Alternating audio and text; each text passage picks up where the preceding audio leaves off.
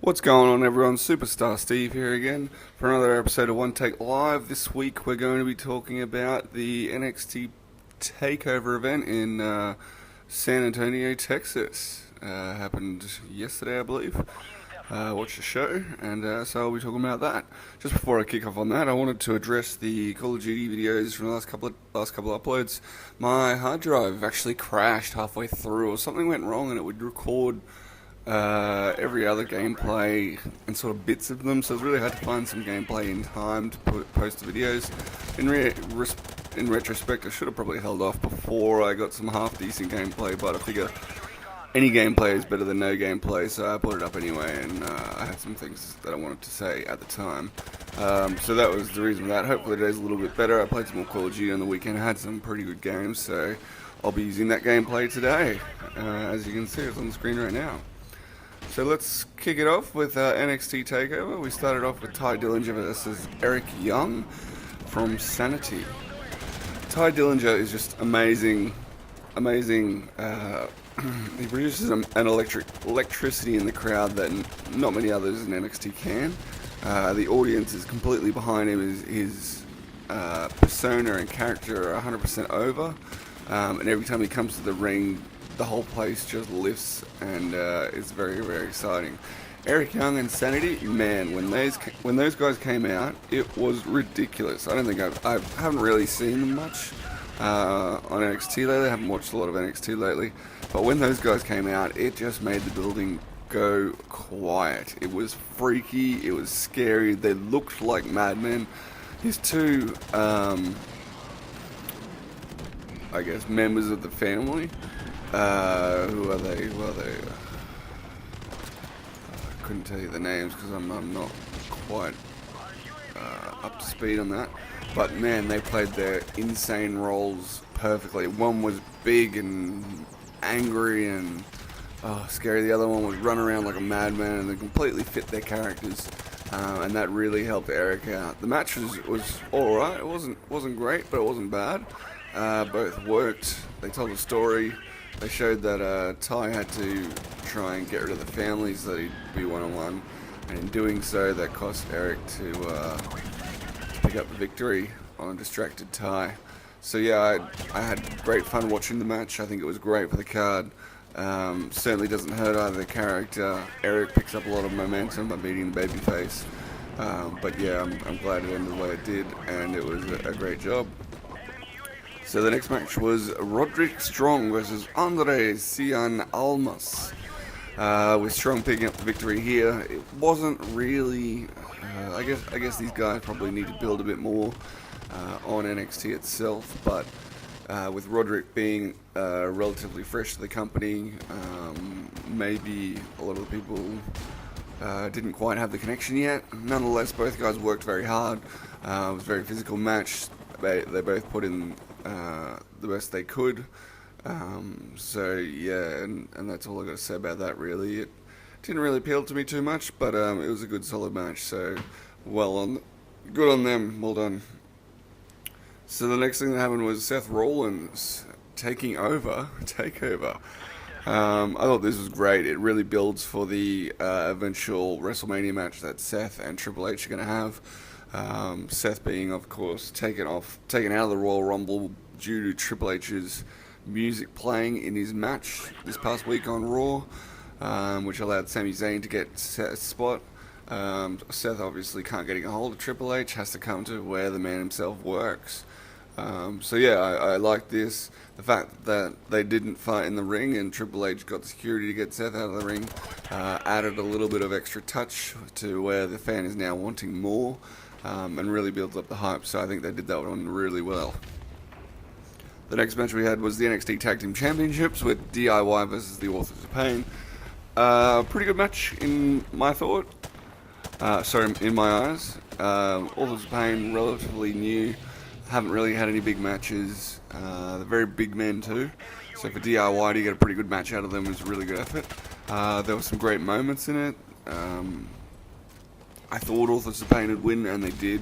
DIY, I don't think, had the size to warrant beating Authors of Pain, and they work much better in the run-up to try and take the titles. So I can imagine they're going to come back and they're going to have another program together where eventually DIY will probably win it off Authors of Pain. But yeah, both teams can improve, and I'm sure the next time they come around to Dancing in the Circle, they're both going to be even better than they were tonight. Authors of Pain had the win, by the way, but yeah, very valiant performance by both parties. The next match we had was the Fatal 4-Way for the NXT Championship, NXT Women's Championship. This was different. Asuka, obviously the champion and needing to beat all of the division. I was worried about if she were to beat them, how they'd play it out, because you don't really want to shit on everyone else in the division, but at the same time, Asuka's your champion and dominating. So I like the way they did it with the two Australian girls, Billie Kay and Peyton Royce, basically being a team together and neither one stabbing the other in the back. They're both pretty sissy little duo there, and they maintain that throughout the match, helping each other basically at all times and never turning on each other. And then you've got, of course, the other member of Sanity, being Nikki Cross, who's just great character. She plays it really well. You can tell there's a little bit of tension between her and Asuka, working tension, of course. But I think that's where they're going to build to, with Nikki Cross taking on Asuka soon. Of course, Nikki Cross got taken out during the match by Peyton and Kay. So, Royce and Kay. Not Peyton's the first name. But yeah, that was, I guess, what needed to happen, because you can't have everyone in there fighting at once. One person gets taken out, the other two go for it. Asuka eventually comes up with the victory. Didn't hurt either of the other teams, don't think, because it was a 4-way. It wasn't a straight singles match. So they could obviously blame the other person for causing them the loss. And I see, Nikki getting another shot down the road. And, excuse me, that's why we take it one. That's why we call it One Take Live, because it's all live right here. So yes, not a bad women's match. Could have been better, but it made sense the way they did it. Next we've got is Shinsuke Nakamura versus Bobby Roode. Now both guys are incredibly over. Bobby from his TNA days, and Shinsuke from his work in the past and his big name over in Asia wrestling. But yes, when Bobby came to the ring, I just had a laugh with all those women either side of him. He is glorious. His character is done so well. His mannerisms, just the way he holds himself is perfect for his character. So, well done, Bobby Roode. Shinsuke Nakamura, again, he's world class. Every time he comes out, that crowd lights up. Just an amazing character. His theme song, I just love the way they've done his theme song. I think it works so well. Got that little bit of oriental feel with the violins and the sound, and it completely suits the character as well. Both guys in the match worked very hard. They had some little bit of playing around with each other to start feeling each other out before getting into some rather some rather high intensity action, some bumping. Eventually Shinsuke hurt his knee, got the doctors out. Of course, it was all work. Well, at least that's what I think anyway. Bobby Roode trying to take advantage, led to a big heat point, almost got the victory. Shinsuke kicks out. They go at it again. Bobby gets the victory, clean in the middle, playing off Shinsuke's injured knee.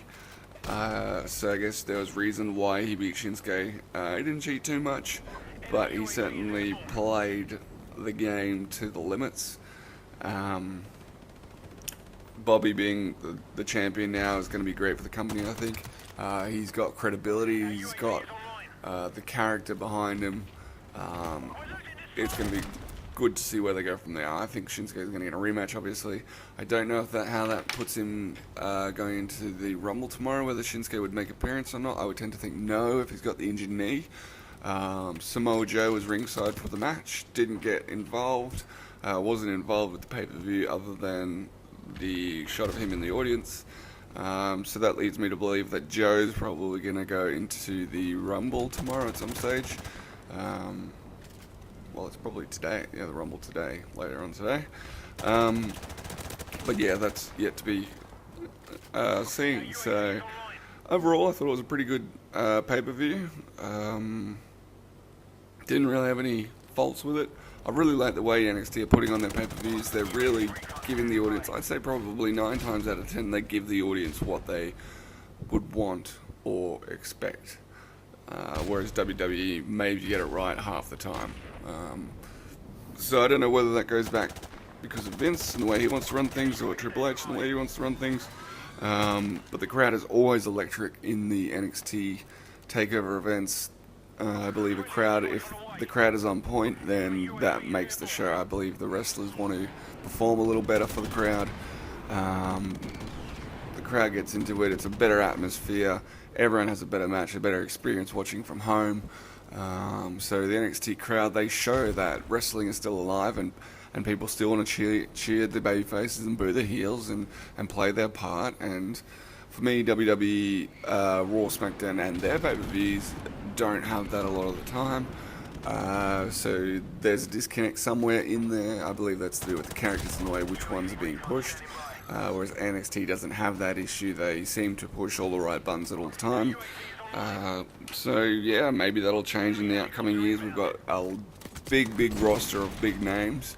I believe it's probably one of the most exciting Royal Rumbles coming up later today that I've seen in a long time. So I can't wait to see where everything goes with that. I've made my predictions already, as shown on the previous video. You can have a look at that if you want. But that's about all I've got for you today. I hope you enjoyed the wrap up and I hope you agree with me. If you've got any comments or anything, please leave it in the comments or tweet me, at SuperstarSteve1.